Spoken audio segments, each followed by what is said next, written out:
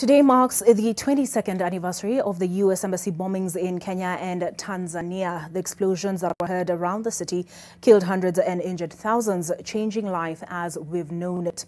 This year, at a time the country is faced with a different enemy, and that is the COVID-19 pandemic, regulations have even changed the way we memorialize this particular day, as Anita Nkonge explains.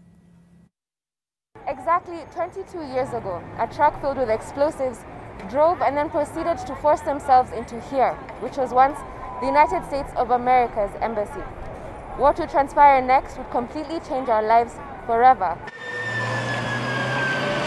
On the fateful day, terrorists who were part of the Al-Qaeda syndicate led by Osama bin Laden detonated their two trucks filled with explosives simultaneously, one in Nairobi and another in neighboring Tanzania's U.S. embassy. At least 220 people died, while over 5,000 people were injured in both bombings.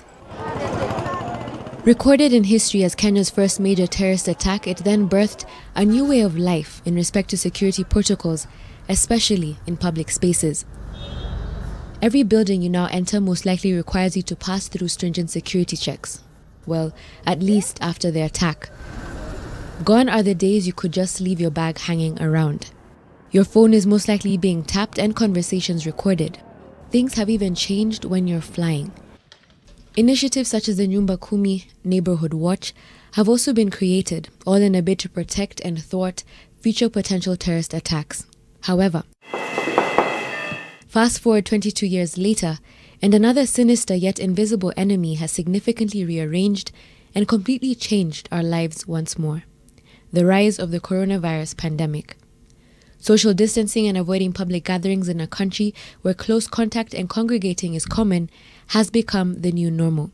The coronavirus pandemic now further restricting the commemorations of the August 7th attack, even though the memory had sadly waned over the 22 years. Anita Nkonge, NTV.